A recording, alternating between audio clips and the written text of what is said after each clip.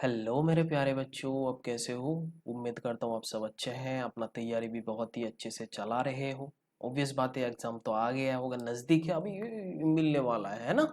तो उसके लिए आपको एक सीरीज के बारे में मैंने बात किया था, जो मोस्ट प्रोबेबल फिजिक्स क्वेश्चन। इसमें हम इस सीरीज में हम बहुत सारे एपिसोड पढ़ चुके हैं, जैसे 3 एपिसोड हो चुका है।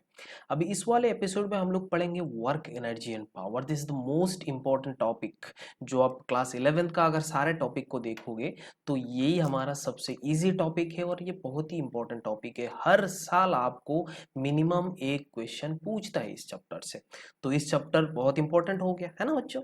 तो एक क्वेश्चन मतलब छोटा चैप्टर है, बट एक क्वेश्चन वेटेज बहुत ज्यादा है। तो अगर पुराना एपिसोड सब देखना चाहते हो तो आई बटन क्लिक करके उसको देख लो। जैसे एनएलएम पढ़ लिया हमने, काइनेमेटिक्स पढ़े हैं, जो 1 dimension 2 dimension projectile motion relative motion वगैरह वगैरह चीजें हम वहां से पढ़ चुके हैं।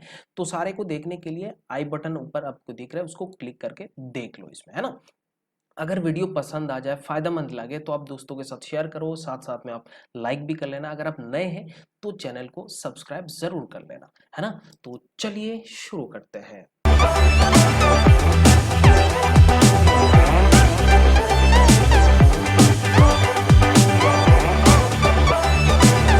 सबसे पहला हमारा सवाल ये है, a body of mass m is displaced from point A, यहाँ पे आपको दिया हुआ है, एंड पॉइंट बी यहाँ पे है। इस पॉइंट से बी पॉइंट तक जा रहा है under the effect of force F equals to this much value, calculate work done by force. जैसे यहाँ पे हमें एक वेक्टर फॉर्म दिया हुआ है। अब देखो, एक बॉडी को ए पॉइंट से बी पॉइंट, ये मान लेते हैं ये हमारा ए पॉइंट है। इस पॉइंट से इस बॉडी को मान लो यहाँ पे पहुंच जाने का था, तो यहाँ पे पहुंच गया। इस पॉइंट को हम बी बोल रहे हैं, बट ये दोनों पॉइंट को एक स्ट्रेट लाइन ज्वाइन कर रहा था, एक स्ट्रेट लाइन ज्वाइन कर रहा था। उस स्ट्रेट लाइन को हम लोग क्या बोल रहे थे? पोजीशन वेक्टर या फिर डिस्प्लेसमेंट वेक्टर। बात समझ में आ रहा है कि नहीं, बोलो? तो ये डिस्प्लेसमेंट वेक्टर हमें चाहिए, क्योंकि हम जानते हैं work done is nothing but F dot D S, या फिर आप बोल सकते हो एफ डॉट आर वेक्टर। और यहाँ पे हम जानते हैं work done bye a force is the application of dot product. किस किस का? एक वेक्टर हमारा फोर्स है और दूसरा वेक्टर डिस्प्लेसमेंट वेक्टर है। तो ये दोनों वेक्टर का हमें डॉट प्रोडक्ट करना है, और हमें ये पता चल जाता है। तो इस कंडीशन में अगर हम देखें, फोर्स वेक्टर हमें पता है, ये वाला फोर्स वेक्टर आपको दिया हुआ है, लेकिन हमें जो डिस्प्लेसमेंट वेक्टर वो चाहिए। डिस्प्लेसमेंट वेक्टर मतलब ए वी वेक्टर आपको निकालना है, तो आप बोल सकते हो 4 - 3i, उसके बाद आप बोल सकते हो +2 - 1j मतलब जे कैप, और फिर 1 - 2 आप यहाँ पे माइनस के कैप, तो बोल सकते हो ये हमारा डिस्प्लेसमेंट वेक्टर है।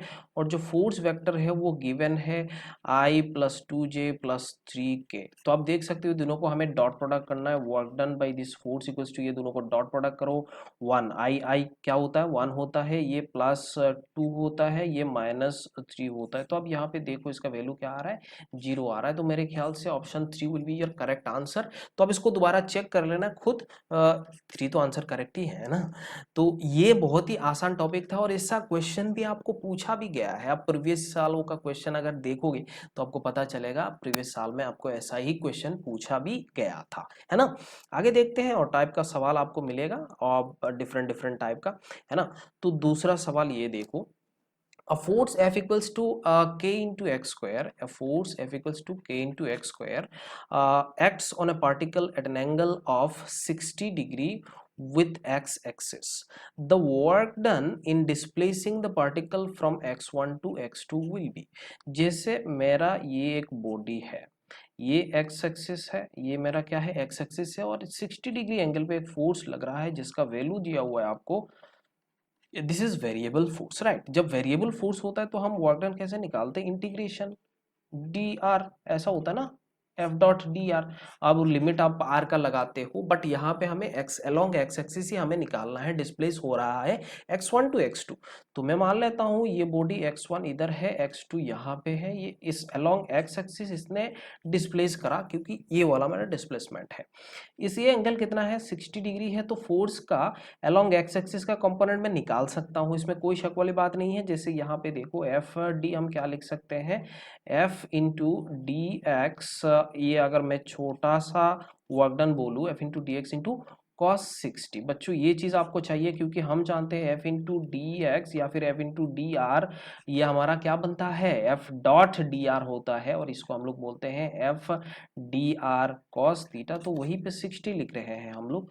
तो हाफ और f जो f का वैल्यू है वो क्या है, के एक्स स्क्वायर, और ये डी एक्स है, ये हमारा डी डब्ल्यू हुआ। अगर मेरे को टोटल वर्क डन चाहिए तो I need to integrate from x1 to x2। यहाँ पे x1 का वैल्यू नहीं दिया हुआ, चलो कोई बात नहीं, x1 का वैल्यू दिया हुआ है, x1 and x2।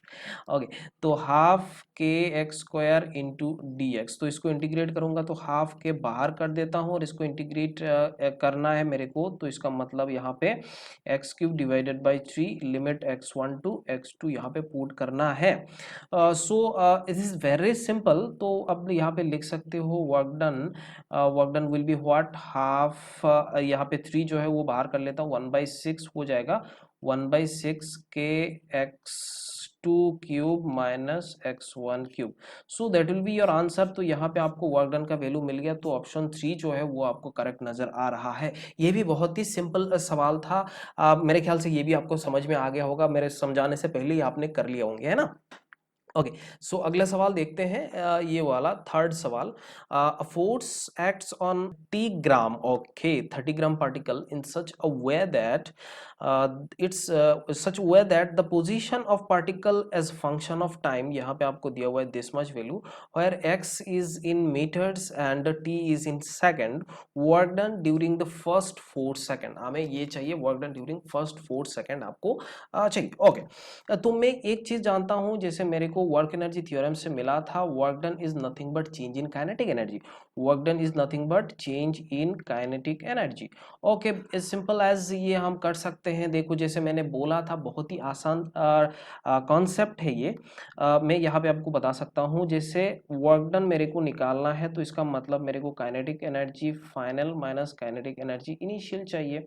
So kinetic energy initial when T equals to 0, और अब इस कंडीशन में मैं बोल सकता हूँ व्हेन टी इक्वल्स टू 4, तब ये मेरे को काइनेटिक एनर्जी फाइनल मिलने वाला है।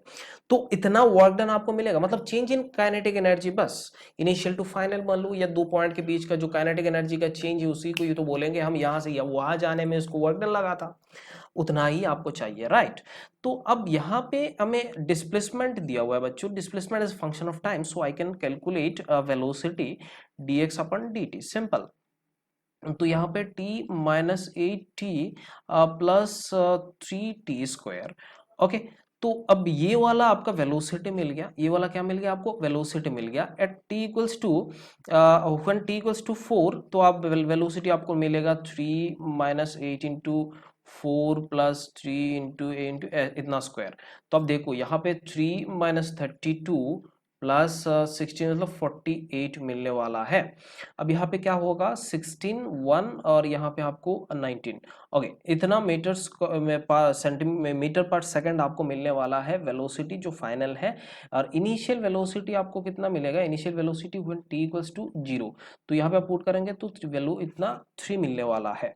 तो work done equals to what, change in kinetic energy, इसका मतलब half m v final square minus v initial square, right. तो हाफ m का वैल्यू कितना है यहाँ पे 30 ग्राम है, इसका मतलब 330 divided by 1000 multiplied by 19 square minus 3 square. तो आप यहाँ पे इसको पुट कर दोगे तो आपको आंसर जो भी आएगा वही हो जाएगा आपका इधर का आंसर। आप इसको निकाल लेना, एक बार चेक कर लेना 19 स्क्वायर, और यहाँ पे पुट करना, जो भी आंसर आएगा वही होगा। यहाँ पे मैं कैलकुलेट नहीं करने वाला हूँ क्योंकि कैलकुलेशन मेरा काम नहीं है, कैलकुलेशन आप ही का काम है। इसको कैलकुलेट करना भैया, जो भी आंसर आएगा वही है बस, ठीक है। ओके, आगे आगे देखते हैं फोर्थ सवाल। ओके, तो इस क्वेश्चन में बोला body moved from rest along a straight line by machine delivering a constant power. Okay, the ratio of displacement and speed varies with time as. ये जो आपका डिस्प्लेसमेंट है और आपका जो स्पीड है वो कैसे, उसका ग्राफ आपको बनाना है, दोनों का ratio with respect to time आपका ग्राफ बनाना है, उसका वेरिएशन आपको बताना है। जब पावर कांस्टेंट होता है, वैसे पावर का वैल्यू जो है वो क्या होता है, पावर इज नथिंग बट आप बोल सकते हो एफ इंटू या फिर F dot F dot v मतलब वेलोसिटी है। तो यहाँ पे मास जो है वो कांस्टेंट है, मैं ऐसा लिख सकता हूँ ए डॉट वी ऐसे लिख सकता हूँ, और यहाँ पे जो पावर है वो क्या है, कांस्टेंट है। तो ये मेरा क्या बन जा रहा है, कांस्टेंट बन जा रहा है। तो इस जब पावर कांस्टेंट होता है तो मेरे को दो चीज मिलता है, एक मिलता है जो v है वो directly proportional to what root t, और s जो है वो directly proportional to v cube. इसका मतलब आप बोल सकते हो t टू द पावर, ऐसा हम बोल सकते हैं। बट ये दोनों पॉइंट आया कहाँ से, ये मैं आपको सिखा देता हूं, ताकि दूसरा सवाल आपको दूसरा टाइप का अगर आएगा तो सिचुएशन में आप कर सकते हो। जैसे here I can replace acceleration, मैं ऐसे रिप्लेस कर सकता हूँ v d v upon d s into v equals to constant. अरे मैं ये लिख सकता हूँ कि नहीं, बोलो। तो मैं यहाँ पे लिख सकता हूँ d s equals to v square into d v. अब इसको मैं अगर इंटीग्रेट करूँ s equals to v cube divided by 3 ऐसा करके आएगा, तो मैं इस इक्वेशन से मैं ऐसा लिख सकता हूँ s is directly proportional to v cube. अरे लिख सकता हूँ कि नहीं, बोलो। तो मैं लिख लिया। दूसरा यहाँ पे जब अब मैं यहाँ पे बोला, ये जो चीज़ है ये मेरे को यहाँ पे सिंप्लीफाई होके आ गया है। तो दूसरा मैंने यहाँ पे बोला v is directly proportional to t to the power -1 या फिर t to the power half, या फिर मैं बोल सकता हूँ रूट टी। जैसे a को मैं रिप्लेस करता हूँ dv अपन dt से। इस इक्वेशन से मैं कर रहा हूँ, बात समझ में आ रहा है, जब पावर इज कांस्टेंट, राइट। तो यहाँ से ऐसे करूंगा तो ये दिस इज योर कांस्टेंट, और यहाँ पे आप बोल सकते हो जो v आएगा वो क्या, v square divided by 2 into t, मतलब t को अगर इधर रिप्लेस करोगे तो आपको इधर t के साथ आएगा। और जो संबंध आपको यहाँ पे मिलेगा वो क्या मिलेगा, v is directly proportional to under root t मिलेगा। तो आप देखो यहाँ पे ये मिलने वाला है। अब बात यहाँ पे s एंड v का है। अगर s v directly proportional to v cube है तो मैं ऐसा लिख सकता हूँ और ये ऐसा लिख सकता हूँ। दोनों का रेशियो जो है वो कैसे होगा, डिवाइडेड बाई 2 एंड हाफ। ये माइनस करना है तो अब देखो 3 डिवाइड बाई 2 -1, और यहाँ पे देखो ये 1 1 यहाँ पे कैंसिल आउट हो जाएगा, तो t इज डायरेक्टली टी बन रहा है। तो अब देखो s by b equals to simple ये मिल रहा है, मतलब डायरेक्टली प्रोपोर्शनल टू ये मिल रहा है। तो इसका मतलब अब ये क्या बन गया एक्चुअल में, एक स्ट्रेट लाइन बन गया। ये क्या बन गया बच्चों, एक स्ट्रेट लाइन बन गया। तो मैं सिंपली बोल सकता हूँ option A will be correct answer. Variation ये आपको ऑप्शन ए ही नजर आ रहा है। बात समझ में आएगी नहीं, बोलो। क्वेश्चन देखते हैं, ये बहुत इंपॉर्टेंट है, इसके ऊपर क्वेश्चन पूछा भी गया है ना। ओके देखो, in a uniform chain of length L and mass M is lying on a smooth table, and 2 by 3 of its length is hanging over the edge of the table. If g is the acceleration due to gravity, then the work done to pull the hanging part on the table. Okay, तो यहाँ पे आप देख सकते हो ये मेरा एक टेबल है ना। तो ये मैं बोल लेता हूँ ये मेरा टेबल है, और ये ऐसे रखा हुआ है, और यहाँ पे एक चेन लटकाया हुआ है। क्या लटकाया हुआ है बच्चों, एक चेन लटकाया हुआ है, जैसे ये वाला, ठीक है। इसका इतना जो पर्शन है वो हमारा 2/3 पार्ट है, और ये हमारा 1/3 पार्ट है। इसका मतलब मास तो यहाँ पे क्या होता है, यूनिफॉर्मली डिस्ट्रीब्यूटेड है, और यहाँ पे क्वेश्चन में बोला भी है uniform chain of length L। सो इतना पार्ट है, तो इसका लेंथ में 2/3 पार्ट, मतलब ये बोल सकता हूँ इतना पार्ट है ना, 2/3 पार्ट आपका इधर बचेगा। मास पे अगर देखा जाए तो 2m डिवाइडेड बाई 3, इतना पार्ट मास ऊपर बचा हुआ है। तो अगर मैं इसको और थोड़ा अच्छे से देखूं तो इसके बीच में जो सेंटर ऑफ मास है, उस सेंटर ऑफ मास पे ही हमें यहाँ पे एक mg फोर्स लगने वाला है जो डाउनवर्ड डायरेक्शन है। अब ये अगर इस चेन को मेरे को ऊपर खींचना है तो मैं क्या करूंगा, इतना फोर्स से ऊपर खींचूंगा। बात समझ में आ रहा है। तो अब जो वर्क डन आएगा वो कितना आएगा, mg तो पहले से ही है।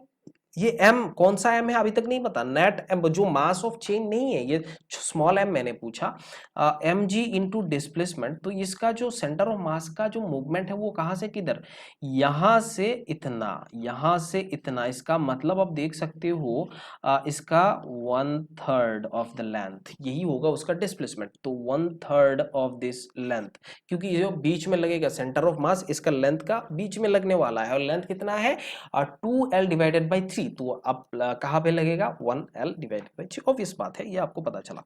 अब ये जो m का वैल्यू है वो कितना है, दिस पार्ट वैल्यू है ना, तो यहाँ पे यही वैल्यू पुट कर दो multiplied by g into 1/3l।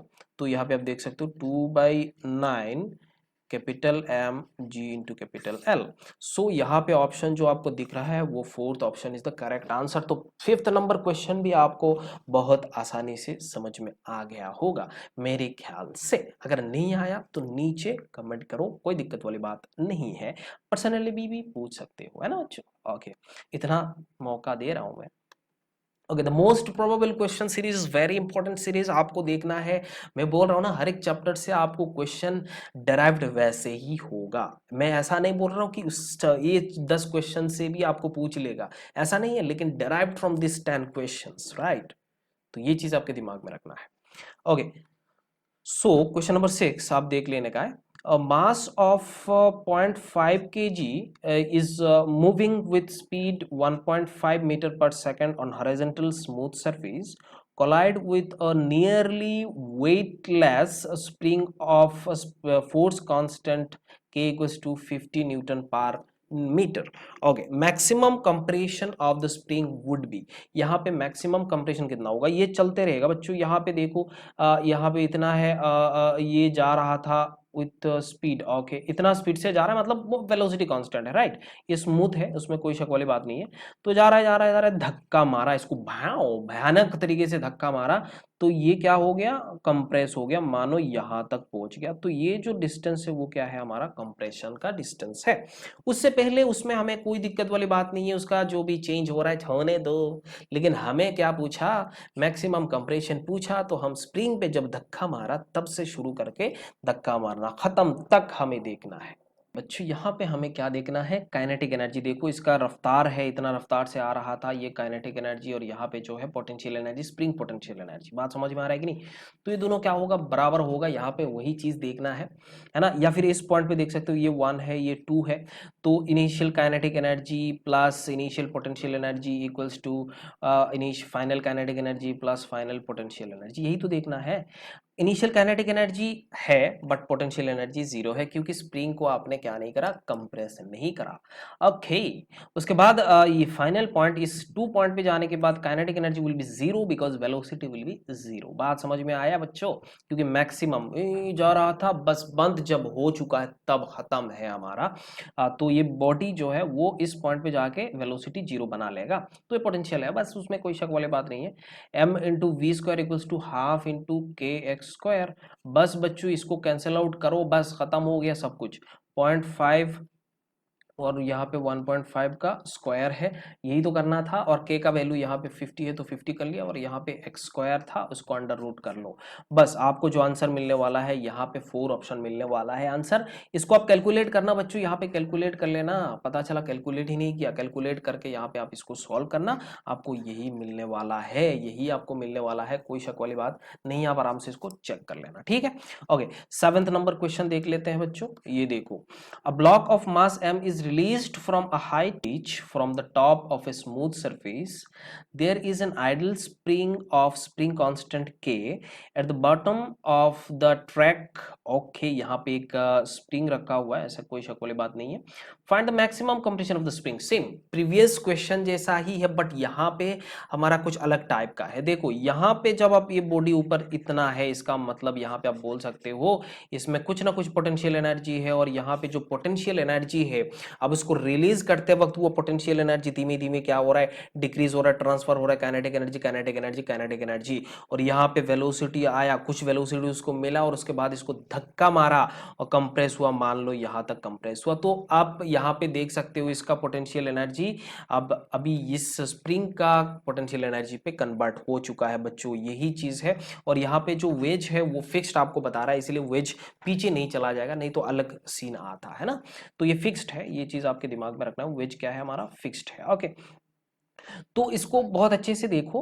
अब यहाँ पे जब बॉडी इतना नीचे आ रहा है, नीचे आके उतना ही एनर्जी, यहाँ पे पोटेंशियल एनर्जी कितना था, mg इंटू एच, यहाँ पे कितना है mg इंटू एच, और वही एनर्जी, क्योंकि यहाँ पे काइनेटिक एनर्जी जीरो है तो इसमें लिखने का कोई जरूरत ही नहीं है।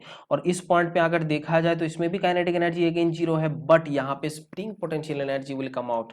तो यहाँ पे आप बोल सकते हो हाफ के एक्स स्क्वायर।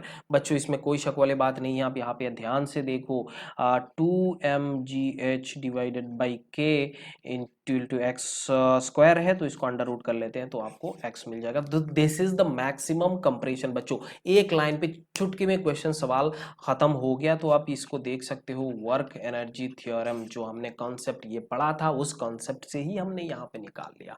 अरे आया कि नहीं बोलो। तो अब यहाँ पे जो भी आप यहाँ पे बोल सकते हो, kinetic energy initial plus work done against support equals to kinetic energy final. तो इसके हेल्प से भी आप यहाँ पे सॉल्व कर सकते हो। काइनेटिक एनर्जी इनिशियली यहाँ पे जीरो है, kinetic energy finally again zero है, बट यहाँ पे वर्क डन हो रहा है। तो एक वर्क डन आ रहा है कौन सा, mg इंटू एच, ये वाला वर्क डन है, और उधर से वर्क डन जो आ रहा है तो पोटेंशियल एनर्जी कन्वर्ट हो गया। मतलब बाद में आपको खत्म करने के बाद यही आपको मिलने वाला है बस। ठीक है, ओके आगे देखते हैं 8th नंबर सवाल। देखो ये भी स्प्रिंग के ऊपर है मेरे ख्याल से। हाँ, block of mass m is attached to the lower end of a vertical spring. The spring is hanged from a ceiling and has force constant value हमको दिया हुआ है k। Okay, mass is released from rest with spring initially unstretched. Okay, initially वो stretched नहीं था, मास को हमने जब लटकाया उसमें कोई शक वाली बात नहीं है। Okay, the maximum extension produced in the length of the spring will be, जैसे ये मेरा स्प्रिंग है और यहाँ पे मैंने मास को लटकाया, उसमें कोई शक नहीं है स्प्रिंग नेचुरल लेंथ पे है, मैंने मास को लटकाया, ऐसे लटका के मैंने ऐसे रखा हुआ है, तुरंत मैंने छोड़ दिया। देखो यहाँ पे क्या बोला, the maximum extension produced in the length of the spring will be, कब होगा, अब अगर इस मास को रिलीज कर दोगे फ्रॉम रेस्ट। तो इनिशियली अगर इसमें देखा जाए तो initially kinetic energy will be zero, यहाँ पे देखा जाए। अब जब यहाँ पे इसको रिलीज करते हो ना तो ये स्प्रिंग ऐसे मान लो यहाँ पहुंच जाएगा, स्प्रिंग क्या हो गया यहाँ पहुंच जाएगा, उसका एक्सटेंशन में एक्स मान लेता हूँ। अरे यहाँ पहुंच गया कि नहीं बोलो। तो इस कंडीशन पे भी काइनेटिक एनर्जी हमारा क्या है, जीरो है, क्योंकि उसके बाद तो और नीचे नहीं जा पाएगा, इसको एक्सटेंड और नहीं करा सकता। तो इस कंडीशन पे ये नेचुरल लेंथ पे है, तो इस कंडीशन पे अगर देखा जाए तो इस कंडीशन पे इसका जो वर्क था, इसका भी जो पोटेंशियल एनर्जी है वो कितना था, इसका जो एनर्जी है वो कितना था, आप बोल सकते हो इसके रेफरेंस में अगर आप देखोगे तो आप देख सकते हो mg इंटू एक्स, इसका वैल्यू क्या था mg इंटू एक्स। बट ये एक्सटेंशन हो गया, स्प्रिंग का क्या हुआ, एक्सटेंशन हुआ, तो वो स्प्रिंग का जो पोटेंशियल एनर्जी है वो कितना है वो आपको देखना है। बच्चों समझ में आया कि नहीं बोलो। तो ये रिजिड बॉडी का कॉन्सेप्ट है। अब देख सकते हो इस बॉडी का पोटेंशियल एनर्जी, फिर इस सिस्टम का जो भी पोटेंशियल एनर्जी स्प्रिंग के साथ हम देख रहे हैं, बात समझ में आ रहा है, वो नीचे आया इतना पोटेंशियल एनर्जी कितना mg इंटू एक्स, मतलब ये डिस्टेंस को ही तो हमें देखना है क्योंकि this is the difference right. तो mg यहाँ पे कुछ डिस्टेंस था mg इंटू एक्स, क्योंकि इतना नीचे x आया हुआ है, और यहाँ पे जो स्प्रिंग पोटेंशियल है तुरंत उसी पे हमने यहाँ पे शिफ्ट करा दिया पूरा चीज को। तो mg into x equals to half k into x square. Half k into x square ये किसका एनर्जी है भैया, ये स्प्रिंग का है, ये चीज आपको देखना है। तो x x gets cancelled out, तो आप देख सकते हो k का वैल्यू है, हमें किसका वैल्यू चाहिए, x का वैल्यू चाहिए। ओके, तो यहाँ पे mg यहाँ पे 2 और डिवाइडेड बाई k, तो ये होगा आपका आंसर। तो यहाँ पे कौन सा ऑप्शन है भैया, option 3 will be your correct answer. तो एट, अरे ये वर्क एनर्जी एंड पावर का बहुत ही सिंपल सिंपल सवाल है बच्चों, इसमें कोई शक नहीं है, बहुत आराम से आपको देखना था, है ना। तो ये सवाल देखो, a particle is dropped from rest from a height h naught, okay, on horizontal floor, the coefficient of restitution between the floor and the particle is e, okay, मजा आ गया। The maximum height attained by the particle after first rebound, हमें क्या समझ में आता है, देखो ये मेरा फ्लोर है, ये मेरा क्या है, फ्लोर है, एक पार्टिकल है, ये एच नॉट ऊपर है, अभी कहाँ पर है, एच नॉट ऊपर है, इस एच नॉट से इसको ड्रॉप करा दिया गया, तो ये नीचे आया, नीचे आया कितना वेलोसिटी से इसको टकराया होगा, v वेलोसिटी में मान लेता हूं, और वो वेलोसिटी कितना होगा बच्चों, रूट टू जी एच, इसमें कोई शक नहीं है। एच मतलब वो हमारा एच नॉट है, इसमें कोई शक नहीं है। उसके बाद यहाँ पे इसने ऐसे गिरा और फिर कोलिजन हुआ। यहाँ पे कौन सा कोलिजन है? यहाँ पे प्लास्टिक कोलिजन है। वहां समझ में आ रहा है, क्योंकि यहाँ पे आपको रेस्टिट्यूशन दिया हुआ है, ई दिया हुआ है, तो रिबाउंड होके ऊपर जाने लगा, और वो जब ऊपर जा रहा था उस सिचुएशन में उसका वेलोसिटी कितना आया होगा? V dash c b prime हम बोल लेते हैं, वो कितना होगा? E into v, e into v बच्चों। उसके बाद ये ऊपर गया ऊपर गया ऊपर गया, तो मोशन अंडर ग्रेविटी वाला कॉन्सेप्ट। यहाँ पे जाने के बाद ये वेलोसिटी जीरो हो जाएगा, मतलब यहाँ पे जब वेलोसिटी जीरो हो जाएगा तब मैक्सिमम हाइट मिलने वाला है। तो मैं यहाँ पे हाइट निकाल सकता हूँ कि नहीं? मैक्सिमम हाइट ये आफ्टर सेकंड बाउंड रिबाउंड, बात समझ में आएगी नहीं बोलो? तो यही चीज है, फर्स्ट रिबाउंड टपक ऊपर गया, बिच्छुआ ऊपर। ओके, तो मैक्सिमम हाइट जब भी आपको निकालना है तो उस सिचुएशन में हमें initial velocity v prime square divided by root two g root sorry v prime square divided by 2g। तो v प्राइम का जो वैल्यू है वो आपको यहाँ पे पुट करना है e इंटू वी, मतलब e square into v square, और जो आपका नीचे यहाँ पे जो भी वैल्यू है वो कितना है? g है। अब v का वैल्यू कितना है यहाँ पे आप देख सकते हो, root two under root two g h naught. तो यहाँ पे आप इसको पुट करोगे, टू जी एच नॉट है तो जी जी कैंसल आउट, तो आपको यहाँ पे जो भी बचेगा वो कितना है? E square into H naught. तो आई होप मेरे को ये भी समझ में आ गया, मेरे को नहीं आपको भी समझ में आना चाहिए। तो ऑप्शन 2 जो है वो करेक्ट है हमारा यहाँ पे। अब फर्स्ट रिबाउंड के बाद ये इतना हुआ, क्योंकि हम जानते हैं जब भी बॉडी यहाँ पे कोलाइड करता है, जब भी बॉडी यहाँ पे कोलाइड करता है, कोलाइड करते वक्त यहाँ पे हमें जो वापस जो वेलोसिटी मिलता है वो क्या मिलता है? आफ्टर कोलिजन वेलोसिटी मिलता है। तो उस सिचुएशन में हम यहाँ पे जो भी वेलोसिटी मिलता है उस इनिशियल वेलोसिटी के साथ जिस वेलोसिटी से इसने टकराया, मतलब इंसिडेंट वेलोसिटी के साथ हम कोएफिशिएंट ऑफ रेस्टिट्यूशन को मल्टीप्लाई कर लेते बच्चों। ये चीज आपके दिमाग में सेट कर लेना है, अपने टिप्स में रखना है, क्योंकि इसके ऊपर क्वेश्चन पूछ लेता है। दिस इज द 9th सवाल। ये बहुत ही अच्छा सवाल था और इसके ऊपर क्वेश्चन भी कभी कभी पूछ लेता है, क्योंकि घुमाने के लिए, क्योंकि ये क्वेश्चन ना बहुत बच्चे थोड़ा सोच नहीं पाते हैं, है ना। अगर दो बॉडी को टकराना वो कराना वो तो कर ही लेते हैं, रट्टा रट्टा मार लेते हैं, लेकिन ये वाला कॉन्सेप्चुअल था, है ना। लेकिन वो वाला कॉन्सेप्ट वो भी कॉन्सेप्चुअल है ऑब्वियसली, वो जिस चीज को भी आपको याद रखना है ना। तो 10 नंबर सवाल यहाँ पे, an engine pumps water continuously through a house. Okay, water leaves the house with velocity v and m is the mass per unit length। बच्चों ये चीज आपके दिमाग में रखना है, this is the mass per unit length, mass per unit time नहीं है। Okay, of water jet is the rate at which kinetic energy is imported to the water. Okay, kinetic energy imported to the water कितना होगा? तो rate हमें चाहिए किसका? Kinetic energy का। Rate of kinetic energy means what? जो आप देख सकते हो, रेट ऑफ काइनेटिक एनर्जी मतलब डी टी, इसको डिफरेंशिएट करना है, इसका मतलब हाफ एम वी स्क्वायर, तो हमारा क्या होता है? ये काइनेटिक एनर्जी होता है, इसको डिफरेंशिएट कर देने का है। अगर इसको डिफरेंशिएट कर दूं तो अब देखो ये वाला वैल्यू क्या आ रहा है? डी एम अपन डी टी। अरे आया कि नहीं बोलो?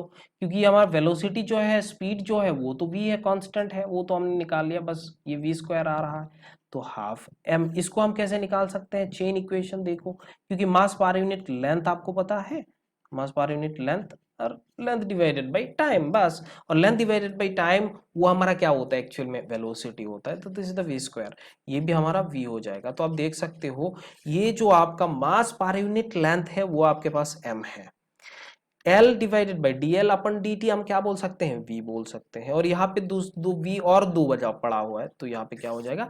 V क्यूब हो जाएगा। तो मेरे ख्याल से आपको ये भी समझ में आ गया, और ऑप्शन जो है वो हमारा कौन सा है? Option 2 will be correct answer. तो झकास, आपको समझ में आ गया। 10 सवाल हमने यहाँ पे कर लिए बच्चों, बहुत आसान तरीके से हमने करा है, इसमें कोई शक वाली बात नहीं है। अगर इसमें भी कोई दिक्कत आता है तो आप मेरे को तुरंत कमेंट करके बताओ, इसमें कोई शक वाली बात नहीं है, मैसेज करके बताओ। ओके, मैं आपके साथ हमेशा खड़ा रहूंगा, खड़ा हूँ। Okay okay okay okay, all the best and take care बच्चों, क्योंकि अभी वक्त थोड़ा नाजुक है, आपको अच्छे से रहना है और अच्छे से पढ़ाई करना है, अपने ध्यान रखना है, खाना पीना सोना ये बहुत अच्छे से होना चाहिए, उसके बाद आपको पढ़ाई करना है। Okay okay, bye bye and take care.